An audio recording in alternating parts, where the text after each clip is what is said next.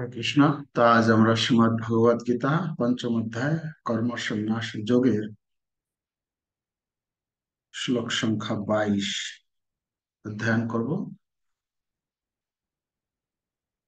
এই পঞ্চম অধ্যায়ের 22 এবং 23 নম্বর শ্লোকটি এখানে এই দুটি শ্লোকে বর্ণনা করা হচ্ছে যে কেন ইন্দ্রিয় পরায়ণ ব্যক্তিরা মূর্খ, মানে তাদেরকে মূর্খের সঙ্গে তুলনা করা হয়েছে। 22-23 এই দুটি শ্লোকে বলবেন যে যারা ইন্দ্রিয় সুখ পরায়ণে, ইন্দ্রিয় সুখের প্রতি সর্বদা আসক্ত থাকে, তাদেরকে মূর্খ বলে বর্ণনা করা হচ্ছে। তো আমরা শুরু করব। যে হি সংস্পর্শজা ভোগা দুঃখ যোনায় এব তে অদ্যন্তবন্তঃ কৌন্তেয় ন তেষু রমতে বুধঃ। এখানে শব্দ বলছেন বুধ। বুধ মানে হচ্ছে যারা জ্ঞানী, বিবেকী ব্যক্তি, বুদ্ধিমান সম্পন্ন, তাদেরকে বুধ বলা হচ্ছে। হুম। তার অপরিস তার বিপরীত শব্দ হচ্ছে মূর্খ। বুধ আর মূর্খ। তো ধীরে ধীরে আলোচনা করব। আমাদের যে বর্তমান যে আলোচনা চলছে, এই আলোচনাটা একটা মানে একটু মানে কি বলে তিতর মতো না? তিতর আলোচনা, মানে যেরকম তিতো খেতে মন চায় না। হ্যাঁ, যদি আপনার কি বলে ওই যে জলটা খায় যে, কি নাম ওটা, চিরতা পাতা, চিরতা, সকাল সকাল যদি খালি পেটে চিরতার জল দেয়, কেমন লাগে? একদম ভালো লাগে না? তো ভগবান এই পঞ্চম অধ্যায়ে আমাদের যে বর্তমান যে সেকশনটা চলছে, এটা হচ্ছে অনেকটা এইরকমই। একদম পুরো যেন কি সব বলছে না, এসব মানে এটা সম্ভব নাকি? কিন্তু ভগবান নিজে মুখে বলছেন, মানে এটা আমাদের মঙ্গলের জন্যই বলছে। এটা যদি আমরা অনুশীলন করার চেষ্টা করি, অনুশীলন করি, তাহলে আমাদের মঙ্গলই হবে, আমাদের কল্যাণের জন্যই ভগবান বলেছেন। ওকে, তা আমরা শ্লোকের অনুবাদ করি। বিবেকবান পুরুষ দুঃখের কারণ যে ইন্দ্রিয়জাত বিষয় ভোগ, তাতে আসক্ত হন না। হুম। কে বিবেকবান? যার বিবেক রয়েছে, তার কথা বলা হচ্ছে। বিবেকবান, হ্যাঁ, ধনবান বলি আমরা। ধনবান মানে যার ধন আছে। গুণবান মানে যার গুণ রয়েছে। তো তেমনি এখানে বলা হচ্ছে বিবেকবান, মানে যার বিবেক রয়েছে, তার কথা বলা হচ্ছে। তো বিবেকবান পুরুষ দুঃখের কারণ যে ইন্দ্রিয়জাত বিষয় ভোগ, তাতে আসক্ত হন না। হে কন্তেয়, এই ধরনের সুখ ভোগ আদি ও অন্তবিশিষ্ট। আদি আর অন্তবিশিষ্ট মানে, আদি মানে তার একটা শুরু হয়, আর অন্ত মানে একটা শেষ আছে। এটা নিত্য নয়, এটা নিত্য নয়। আমরা এর আগের শ্লোকে পেয়েছিলাম যে ভগবত ভক্তি পরায়ণ ভক্ত, যিনি এই ইন্দ্রিয় সুখের প্রতি আসক্ত হন না, তিনি কি লাভ করেন? তিনি অক্ষয় সুখ লাভ। বুঝছে না? যে ইন্দ্রিয় সুখের প্রতি আকৃষ্ট হন না যে ব্রহ্মবিদ পুরুষ, তিনি চিৎগত সুখ লাভ করেন। ব্রহ্মে যোগযুক্ত হয়ে তিনি অক্ষয় সুখ, অক্ষয় মানে যার কোনো ক্ষয় নেই। তাহলে ওটা ইটার্নাল, মানে ওটা হচ্ছে একদম পুরো ফরএভার, সব সময়ের জন্য সেই সুখটা থাকে, অক্ষয় হয়ে থাকে। অক্ষয় সম্বন্ধে আমরা দুই তিনটে আহ তার ব্যাখ্যা আলোচনা করেছিলাম। এখানে বলা হচ্ছে কি, এর আদি আছে, এর অন্ত আছে, এটা অক্ষয় নয়, মানে আহ, এটা বেশি সময় থাকে না, সেটা বলছেন। এই ধরনের সুখ ভোগ আদি ও অন্ত বিশিষ্ট, তাই জ্ঞানী ব্যক্তিরা তাতে প্রীতি লাভ করেন না। যারা জ্ঞানী, দেখুন এই শ্লোকের দুইটা শব্দ বলছেন, প্রথমে বললেন কি বিবেকবান, আবার শেষে বলছেন জ্ঞানী। তো এই এর আগের শ্লোকে যখন ভগবান বললেন যে এই যারা ভগবত ভক্তির অনুশীলন করে তাদের সুখ অক্ষয় হয়ে থাকে, তো প্রশ্ন হতে পারে, ঠিক আছে, যারা করবে, যারা যারা এই ভগবত ভক্তির অনুশীলন করবে তাদের সুখটা অক্ষয় হয়ে থাকবে, ঠিক আছে, মানলাম। কিন্তু যারা সেই ভগবত ভক্তির অনুশীলন করছেন না, আমরা তো সেখানে পড়েছিলাম যে ইন্দ্রিয় সুখ ভোগ হয়, তার আগের শ্লোকে বলছিলাম যে স্পর্শজা কি ছিল, বাহ্য স্পর্শ অসক্তাত্ম, তো বাহ্যের সুখ একটা আসে, সেখানে হর্ষিত হন না, সেটা আলোচনা করেছিলাম। কিন্তু একটা তো সুখ তো হয় একটা, যখন ইন্দ্রিয়গুলো, যখন কোনো বিষয়ের সংস্পর্শে আসে তখন তো সুখ একটা অনুভব হয়। তাহলে তাতে তার দোষটা কি? আপনি বলছেন ভগবত ভক্তির অনুশীলন করলেন, সেটা সেটা হচ্ছে অক্ষয় সুখ পাবে। আর যেটা জড় সুখ, জড় ইন্দ্রিয়ের মাধ্যমে এটা তো সুখ তো আমরা লাভ করি, অনুভব করি কিনা, একদম যে সেটা যে মানে তার অস্তিত্ব নাই এরকম তো নয়, একটা তো সুখ অনুভব হয়। যখন এই ঠান্ডা হচ্ছে, আমরা কম্বল গায়ে দিচ্ছি, তো একটা তো সুখ তো পাই আমরা। বা কোনো কিছু খাচ্ছি যখন আমরা, এই যে যখন ধরুন এই আহ গরম গরম চপ ভাজা হচ্ছে, ঠিক আছে, তেলে ভাজা গরম গরম, আর আমি খাচ্ছি, তো খাওয়ার তো একটা সুখ আছে নাকি? একদম যে ওইটা যে মানে মিথ্যা এরকম তো নয়, এটা তো সুখ আছে। তো এই যে খাচ্ছি আমি, খাওয়ার যে সুখ, তো এটা দোষটা কি? এটা প্রশ্ন করা হচ্ছে ভগবানকে, তো এটা দোষ কি? ইন্দ্রিয় সুখ, ইন্দ্রিয় দিয়ে যে আমরা যে একটা সুখ অনুভব করি, এটা তো দোষ কি? তো দোষটা কি, সেটা এই 22 নম্বর শ্লোকে বলছে। দোষটা কি? যেহি সংস্পর্শ যা, যে মানে যে সমস্ত, হি নিশ্চিত রূপে, অবশ্যই, স্পর্শজা ভোগা, স্পর্শজনিত সুখ,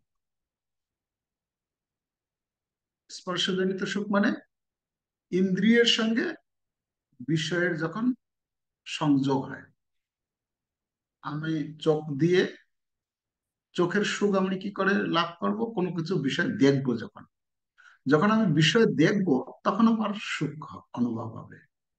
যখন আমি কিছু শুনবো, কানের মাধ্যমে সুখ অনুভব হবে।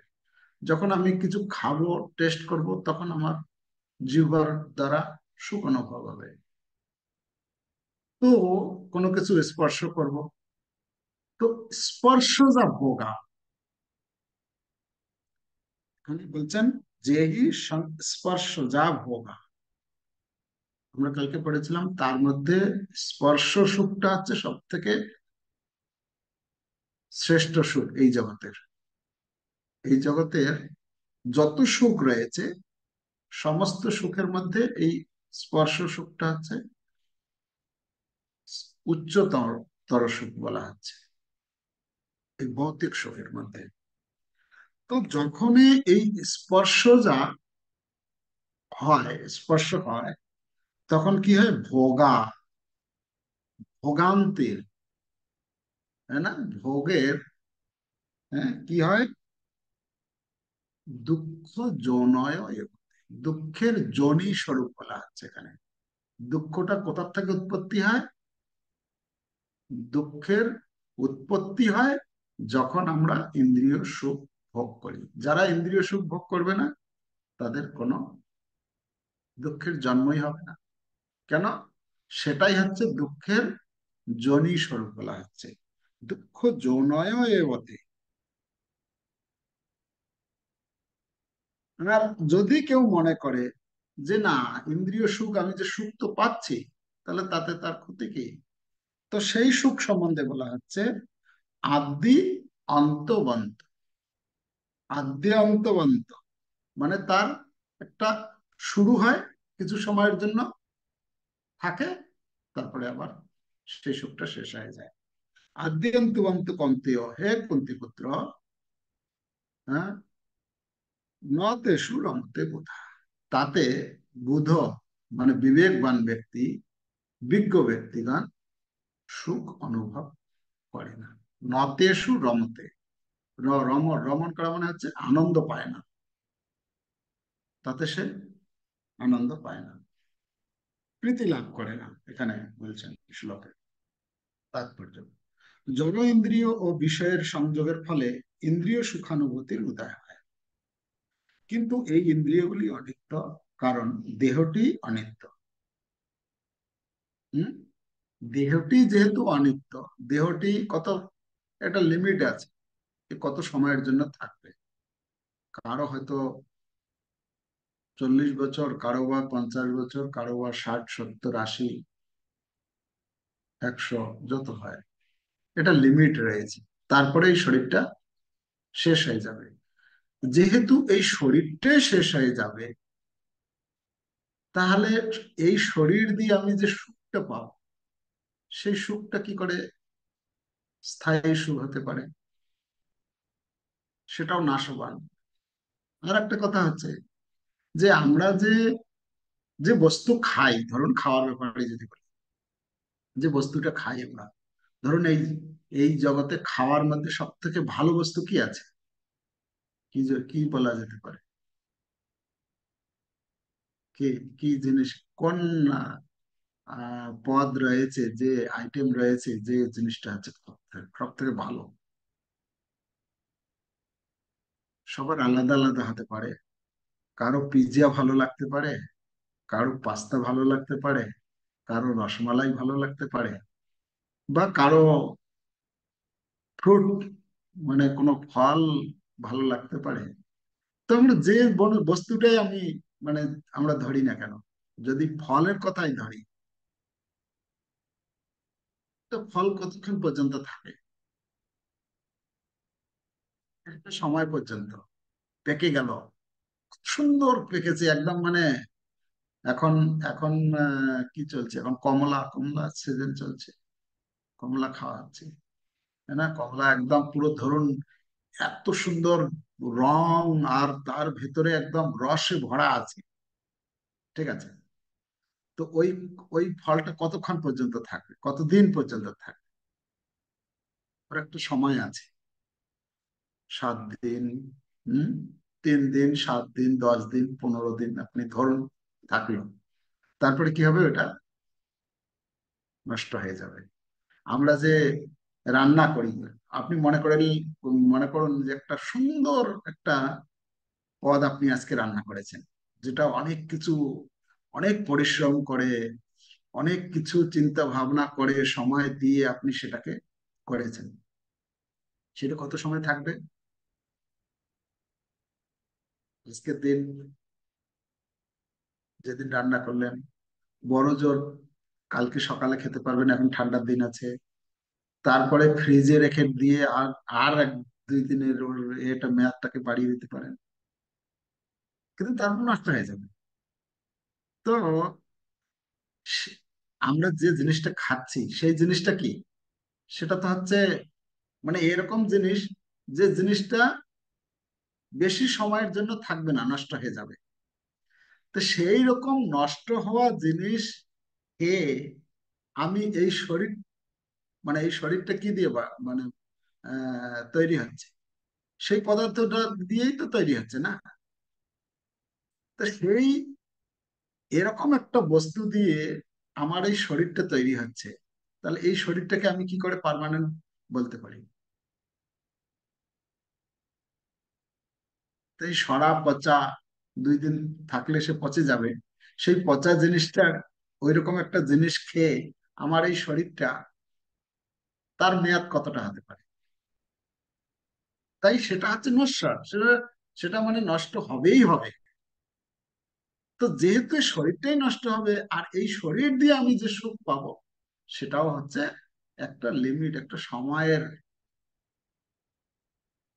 ব্যবধান মাত্র, শুধুমাত্র।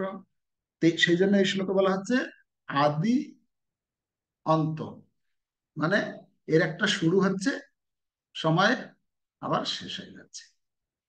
তো যেহেতু শুরু আর শেষ রয়েছে, তাই বিজ্ঞবান ব্যক্তিরা, যারা বিবেকবান, তারা এতে এই সুখের প্রতি তারা আসক্ত হয় না। ঠিক আছে, এখানে বলছেন জীবনমুক্ত পুরুষ কখনো অনিত্য বিষয়ের প্রতি আকৃষ্ট হন না। অপ্রাকৃত আনন্দের স্বাদ পাওয়ার পরে কিভাবে তিনি অনিত্য জড়সুখ ভোগের প্রয়াসী হতে পারেন? প্রশ্ন করেছেন এখানে যে এই সুখটাকে কখন আমরা ত্যাগ করতে পারি। এই যে সুখ, এটা তো সুখ একটা, যতক্ষণ পর্যন্ত এটাকে বলা হয় জড়ানন্দ, তাই না? হ্যাঁ, ভৌতিক জড় বস্তুর উপরে যে সুখ নির্ভর করে থাকে সেটা হচ্ছে জড়ানন্দ। ঠিক আছে, আমরা এখন জড় আনন্দের মধ্যে আছি। আমরা ভালো খাওয়া, ভালো পড়া, ভালো দেখা, ভালো শোনা, এতে আমরা আনন্দ পাই, তাই না? কিন্তু কিন্তু যে এখানে বলছেন পদ্ম পুরাণে বলা হয়েছে রমন্তে যোগীনন্তে সত্যানন্দে চিদাত্মনি ইতি রামপদে নাশো পরম ব্রহ্মাভিধীয়তে। যোগীরা পরম তত্ত্বে রমণ করে অনন্ত চিদানন্দ আস্বাদন করেন, তাই সেই পরম ব্রহ্মকে রাম বলা হয়। রাম, রাম মানে হচ্ছে আনন্দ প্রদান করেন যিনি। হ্যাঁ? শ্রীমৎ ভাগবতে পঞ্চম স্কন্ধের পঞ্চম অধ্যায়ের 1 নম্বর শ্লোকে বলা হয়েছে নায়ং দেহ দেহ ভাজাম নির্লোকে কষ্টান কামান অর্হতে ভুজান যে তপো দিব্য পুত্র কাজেন সত্যম শুদ্ধের যস্মাৎ ব্রহ্ম সক্ষম তনান্ত। হে পুত্রগণ, এটা ঋষভদেব ভগবান, ভগবান ঋষভদেব তার শতপুত্র, 100 পুত্র ছিল। তো ঋষভদেব ভগবান যখন চলে যাবেন বানপ্রস্থ, সন্ন্যাস নেবেন, তখন তিনি তার শতপুত্রকে একত্রিত করে তিনি উপদেশ প্রদান করছেন। হ্যাঁ, এই পঞ্চম স্কন্ধের পঞ্চম অধ্যায়টি হচ্ছে ঋষভদেব ভগবানের উপদেশ। সেই উপদেশ দিতে গিয়ে প্রথম তিনি বলছেন কি, নায়ং দেহ দেহ ভাজাম নির্লোক, এই নির্লোকে, এই মনুষ্য লোকে, এই যে মনুষ্য শরীর আমরা লাভ করেছি, এটা এটা কিসের জন্য? এটা ইন্দ্রিয় সুখ ভোগ করার জন্য নয়। এটা কিসের জন্য? হ্যাঁ, এটা ইন্দ্রিয় সুখ ভোগের জন্য নয়। বলছেন এখানে কষ্টান কামন অর্হতে বিট ভুজা, যে বিট ভুজা মানে হচ্ছে শুকর, বিট ভুজি, বিট মানে হচ্ছে মানে মল, আর যাকে যে ভোগ করে, ভুজা মানে যে খায়, তাকে বীর ভুজা মানে শূকরকে বলা হচ্ছে। তো এই শূকর, শূকরও তার শরীরে যখন থাকে সেও ইন্দ্রিয় সুখ ভোগ করে। তো এই যে শরীরটা পাওয়া হয়েছে শুধুমাত্র খাওয়া পড়া, হ্যাঁ, এই ইন্দ্রিয় সুখ ভোগের জন্য নয়। তাহলে কেউ প্রশ্ন করতে পারে তাহলে কিসের জন্য এই শরীরটা পেয়েছি? তো তারপরে বলছেন তপ দিব্যম পুত্রকা, হে পুত্রগণ, এই শরীরটা কেন পেয়েছ? এটা হচ্ছে তপস্যা করার জন্য, তপস্যা করার জন্য এই শরীরটা। তো কেউ প্রশ্ন করতে পারে আচ্ছা তপস্যা করার জন্য, তাহলে তপস্যা তো অনেকেই করে, অসুরেরাও তপস্যা করে।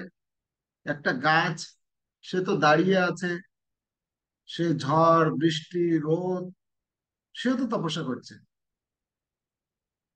তো ঋষভদেব ভগবান বলছেন যে না না না, সেই রকম তপস্যা না। কি রকম তপস্যা করতে হবে? তপ দিব্যম, দিব্য তপস্যা মানে, দিব্য শব্দের অর্থ হচ্ছে অপ্রাকৃত, দিব্য, হ্যাঁ, যেটা ভগবানের জন্য তপস্যা, তপস্যাটা করতে হবে।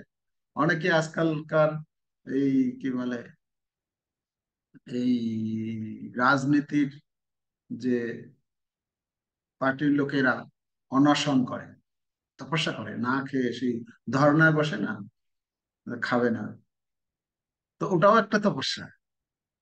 তো বলছেন ওই রকম তপস্যার জন্য এই শরীরটা পাওয়া হয়নি।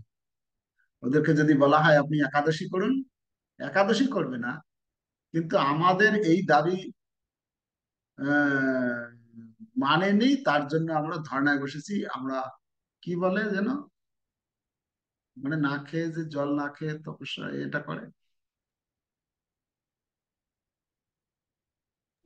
অনশন প্রভু।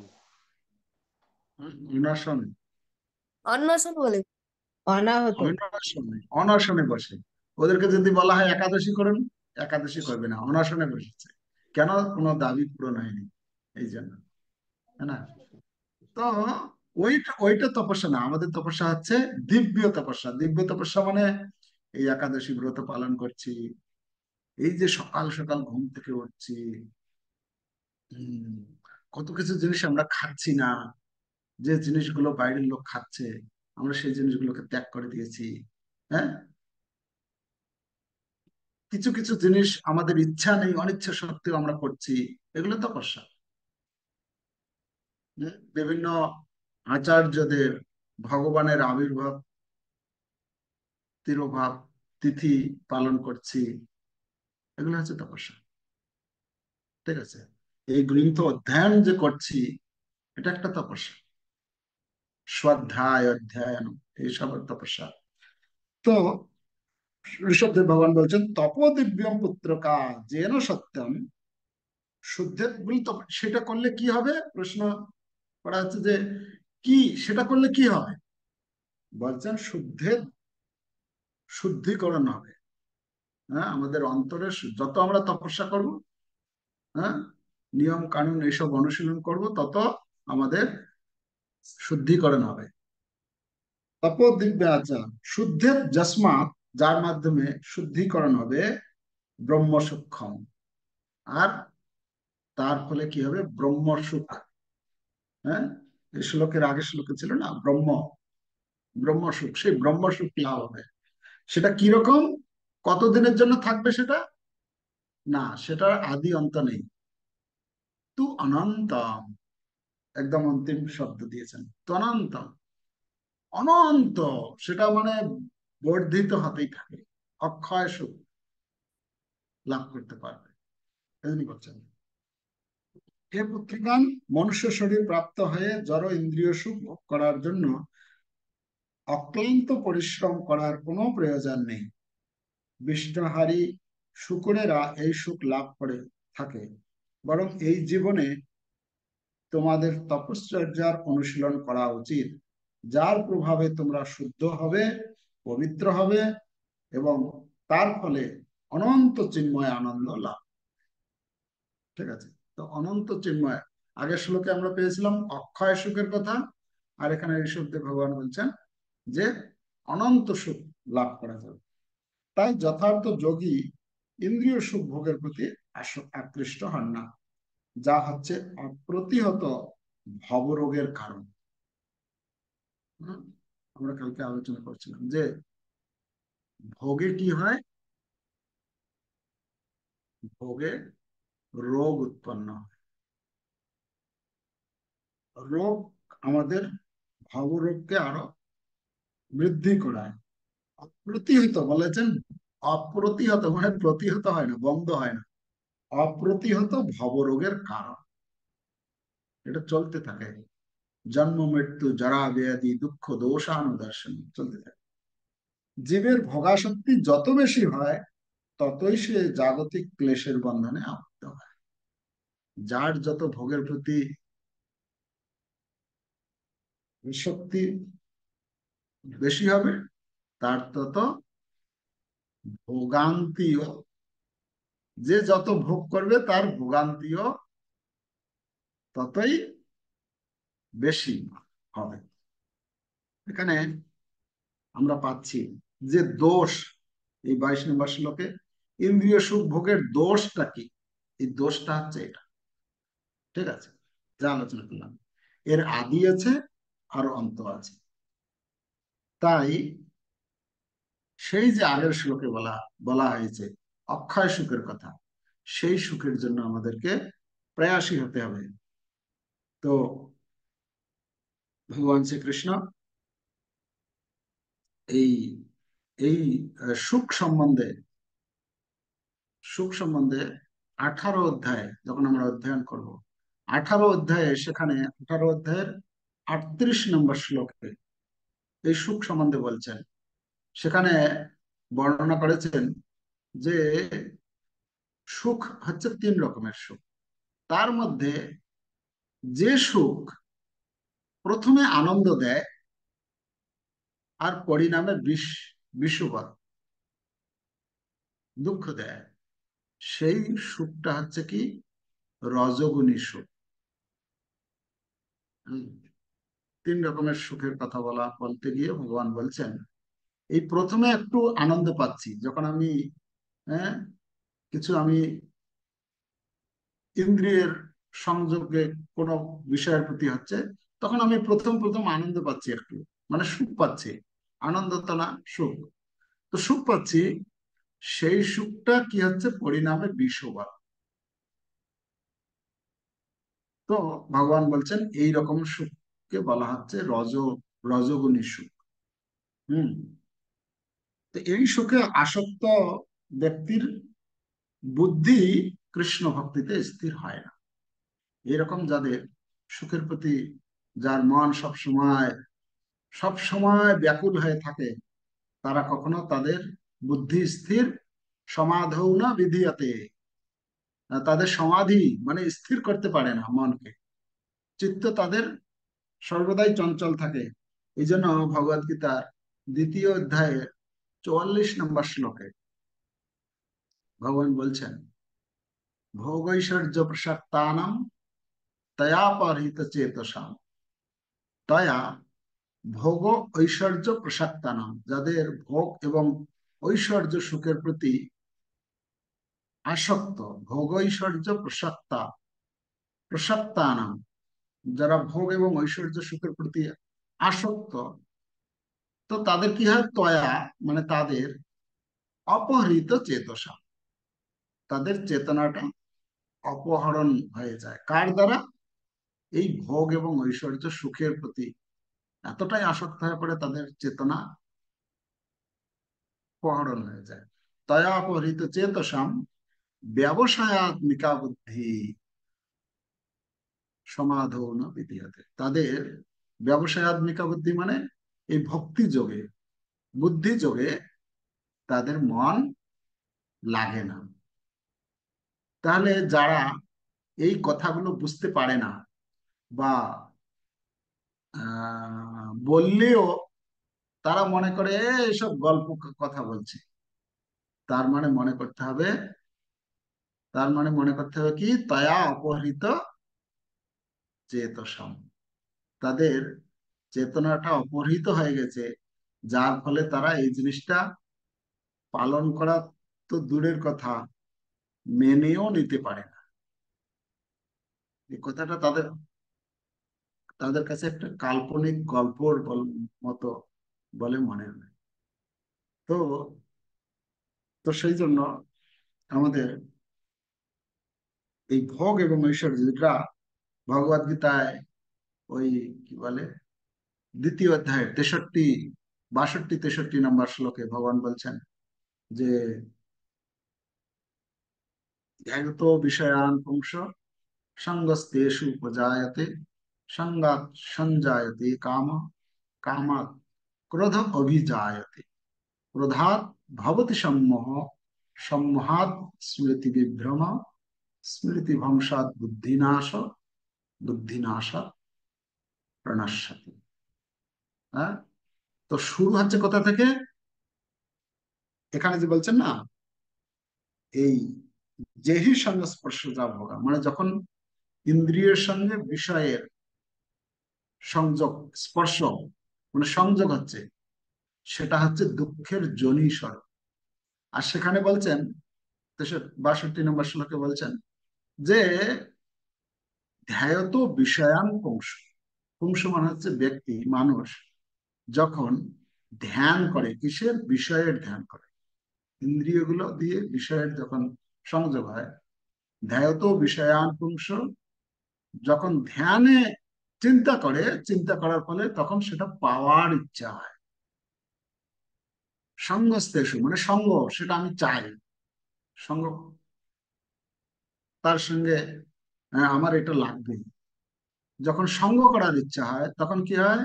সঙ্গাত সঞ্জায়তে কাম, তার কাম, কামনা বাসনা আরো বর্ধিত হয়ে যায়।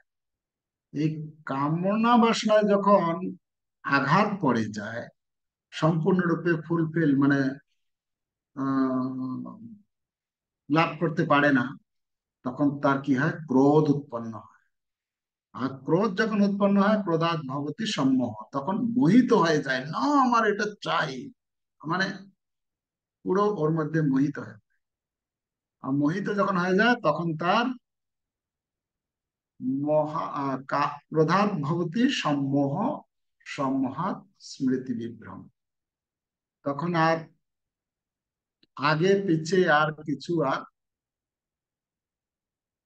মনে থাকে না, কি করা উচিত কি করা উচিত নয়, সেগুলো সব ভুলে যায়। হ্যাঁ, ভুলে গিয়ে, আর তার ফলে কি হয়ে যায়? তার বুদ্ধি নষ্ট হয়ে যায়, বুদ্ধি আর কাজ করে না। আর বুদ্ধি যখন কাজ করে না তখন কি হবে? বুদ্ধি নাশাৎ প্রণিশ্যতি, তার পতন হয়ে যায়। তাই এই কি বলে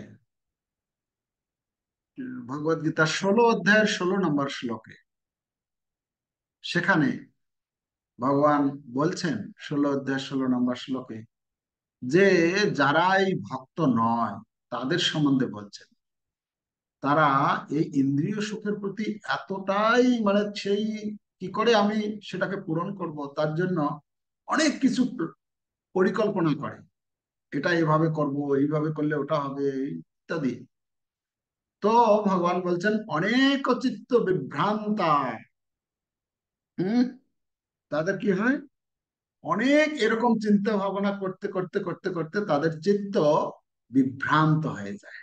অনেক চিত্ত বিভ্রান্তা মোহ জাল সমাবিতা, সে মোহিত হয়ে পড়ে, মোহের জালের মধ্যে সে আবদ্ধ হয়ে পড়ে, সেখান থেকে আর বেরিয়ে আসতে পারে না। মোহ জাল সমাবৃতা প্রসক্তা কাম ভোগেশু, প্রসক্ত মানে প্রকৃষ্ট রূপে আসক্ত হয়ে পড়ে কাম ভোগ করার জন্য, কামনা বাসনা পূর্ণ করার জন্য। কাম ভোগেশু, কাম ভোগেশু মানে হচ্ছে এটা বহু বচন দেওয়া আছে, মানে অনেক বিভিন্ন রকমের ভোগ করতে চায়। আর এভাবে করতে গিয়ে সে কি হয়? পতন্তি নরকে অশুচ, অশুচি সেই নরকে সে পতিত হয়ে যায়। ঠিক আছে, তাহলে নরকে যাওয়ার রাস্তা খুলে যায় তার জন্য। তো এই জন্য ইন্দ্রিয় ভোগে আসক্ত হওয়া হচ্ছে কি নরকে যাওয়ার একটা রাস্তা প্রশস্ত হয়, সেটা বলেছে নরক প্রাপ্তি হয় তার ফলাফল। তো এই জন্য ইন্দ্রিয় ভোগে, আর একটা কথা বলছিলেন এখানে প্রভুপাদ, যে এই ইন্দ্রিয় সুখ ভোগে কি হচ্ছে দুঃখজনক, দুঃখের জনি স্বরূপ এটা। কেন দুঃখের জনি স্বরূপ? যখন আমরা ভোগ করতে যাব তখন তার জন্য দুঃখ অপেক্ষা করছে, পরক্ষণেই দুঃখ।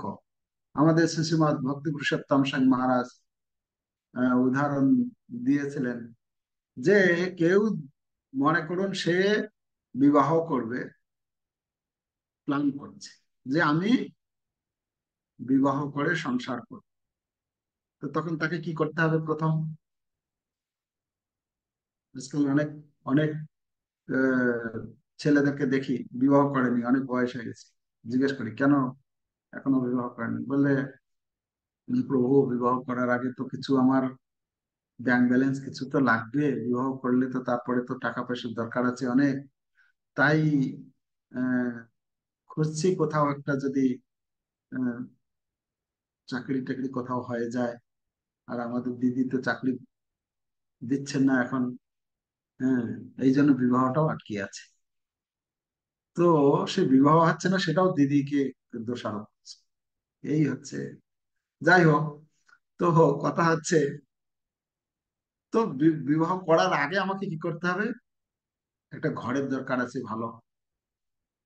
তো বিবাহ করলে তো কি বলে গাড়ির দরকার আছে একটা, উম, চার চাকা হোক বা দুই চাকা হোক, একটা কিছু একটা তো লাগবে। তারপরে কিছু ব্যাংক ব্যালেন্স লাগবে। এখন যা শপিং মল হয়েছে, এখন তো এখন তো মার্কেট আর আগের মতো নেই যে পাড়া গাঁয়ের যে দোকানে গেলে এটা কিছু জিনিস লাগবে নিয়ে আসলো, ঠিক আছে। এখন তো মলে ঢুকবে কোনো কিছু জিনিস, আর মলে তো একদম সুন্দর সুন্দর সাজানো আছে, হ্যাঁ, দেখলেই লোভ হবে এই জিনিসটা নেই, ওই জিনিসটা নেই, তার জন্য টাকার দরকার আছে। তো মহারাজ বলছেন যে যখন থেকে সে চিন্তা করলো যে আমাকে বিবাহ করব আমি, ওই তখন থেকে তার শুরু হয়ে গেল দুঃখের পালা। তার জন্য তাকে কি করতে হবে? এই কোথাও একটা কাজ করতে হবে, যে কাজের জন্য তাকে ভোরবেলা উঠতে হবে, ট্রেনে ঝুলে ঝুলে যেতে হবে, তার জন্য তাকে সেখানে গিয়ে তার বসের বকা, বিভিন্ন লোকের কথা শুনতে হবে, এইসব করে আবার ফেরা রাত্রিবেলা, সেই রাত্রিবেলা ফিরে খেতে খেতে খেতে রাত্রি 10টা বেজে গেল, ঘুমাবে, আবার ভোর ভোর আবার উঠে ছুটতে হবে। মানে তখন থেকে তার দুঃখের শুরু, সূত্রপাত হলো। তো মহারাজ বলেন যে এই আমাদের এই জগতের যে আমরা যে কোনো সুখ লাভ করতে যাব, সুখ লাভ করার পরিকল্পনা যখন আমরা করি তখন থেকে আমাদের দুঃখের সূত্রপাত হচ্ছে। এখানে যে কথাটা বলছেন দুঃখ যৌনয় ভোগা, ভোগা মানে যখনই আমি ভাববো যে আমি এই সুখ ভোগ করব, তখন থেকেই তার ভোগান্তি শুরু হয়ে গেল, দুঃখ শুরু হয়ে গেল। আর সেই দুঃখের মাত্রা বাড়তে থাকবে, বাড়তে থাকবে, বাড়তে থাকবে, এটা কম হবে না। ঠিক আছে। তো আমাদের শঙ্করাচার্য, ভারতের আমাদের শঙ্করাচার্য কে সবাই আমরা জানি। শঙ্করাচার্য তিনি বলছেন, একটা শ্লোক বলছেন, সুখত ক্রিয়তে রামা ভোগা পশ্চাদন্ত শরীরে রোগা। উনি বলছেন যে সুখ লাভের জন্য আমরা যে ভোগ করার চেষ্টা করি, ভোগ করি, সেই ভোগ করার মাধ্যমে কি হয়? ক্রিয়তে, ক্রিয়তে মানে সৃষ্টি হচ্ছে। তো যখনই সেই ভোগটা আমাদের করছি, পশ্চাদন্ত, তার পরে পরেই কি হচ্ছে? তার পরিণাম কি হচ্ছে? শরীরে রোগা। উনি বলছেন, শঙ্করাচার্য বলছেন, তার মাধ্যমে শরীরের রোগের উৎপন্ন হচ্ছে। হুম। পশ্চাদন্ত শরীরে রোগা যদ্যপি লোকে মরণম শরণম। যদিও আমাদের এটা নিশ্চিত রূপে আমরা জানি যে মৃত্যুটা হচ্ছে অবশ্যম্ভাবী, মৃত্যু আমাদের হবেই। আমরা জানি যে কোনো মুহূর্তে মৃত্যু হতে পারে, কিন্তু তারপরেও তদপি না মুঞ্চতি পাপাচরণ। তবুও আমরা এটা যদিও জানি আমরা যে যে কোনো সময় আমার মৃত্যু হবে, তদপি না, তদপি মানে তারপরেও, তা সত্ত্বেও, মুঞ্চতি, মুঞ্চতি মানে সেটাকে আমরা ত্যাগ করতে পারি না। কি? পাপাচরণম, এই সুখ ভোগ করার জন্য বিভিন্ন রকমের পাপ আচরণ পূর্ণ কাজে আমরা যুক্ত হই সুখ ভোগ করার জন্য। সে মিথ্যা কথা বলা হতে পারে, চুরি করা হতে পারে, কাউকে কপটতা করে ধন সংগ্রহ করার ব্যাপার হতে পারে। তদপি ন মঞ্চতি পাপ আচরণ, এটা শঙ্করাচার্য বলছেন। তো আমাদেরকে এইসব কথা আলোচনার মাধ্যমে আমাদের অন্তরে যাতে সেই শক্তি জাগরিত হয় যে আমি এই অনিত্য সুখের প্রতি যাতে, ঠিক আছে, যতটুকু শরীর মেনটেন করার জন্য, শরীর নির্বাহ করার জন্য যতটুকু প্রয়োজন ততটুকু আমি গ্রহণ করব। বাকি আমাকে একদম হাই হুতাশ করতে হবে না, আমার এত বড় 5 তলা 10 তলা করে বিল্ডিং বানাতে হবে, আমি অনেক অর্থ সঞ্চয় করে আমাকে পুরো উম, আমার 2-3 পিঢ়ি যেন তারা যেন বসে বসে খেতে পারে সেই রকম অর্থ সংগ্রহ করে যেতে হবে না।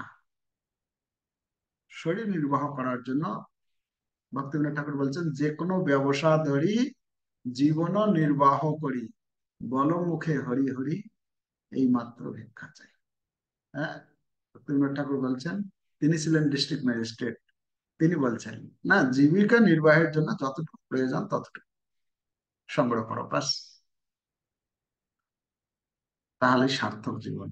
না হলে এই প্রচুর অক্লান্ত পরিশ্রম করব, পরিশ্রম করে ধন উপার্জন করব, সেই ধন উপার্জন করতে গিয়ে কত রকমের পাপ আচরণ হবে। হ্যাঁ, তো সেটা বেশি না করে তার মাধ্যমে আমার চিত্তের বিভ্রান্তি আসবে, চিত্ত স্থির থাকে। হ্যাঁ, শ্রীকৃষ্ণ চরণে যার চিত্তবৃত্তি রয়, আমরা কি করে ভগবত ভক্তি থেকে যাতে আমি দূরে সরে না যাই, তার জন্য যেভাবে যতটুকু দরকার আমার ততটুকু সংগ্রহ করলেই যথেষ্ট। তো যাই হোক, আজকের এই শ্লোকে আমরা এটাই পেলাম যে ইন্দ্রিয় পরায়ণ ব্যক্তিগণকে মূর্খের সঙ্গে তুলনা করা হয়েছে, আর যারা এতে আসক্ত হয় না তারা হচ্ছেন বিজ্ঞ, বিবেকবান, জ্ঞানী। ঠিক আছে, আমরা এখানে শেষ করি। হরে কৃষ্ণ কৃষ্ণ কৃষ্ণ হরে হরে, হরে রাম রাম রাম। শিল প্রভুপাদ কি জয়।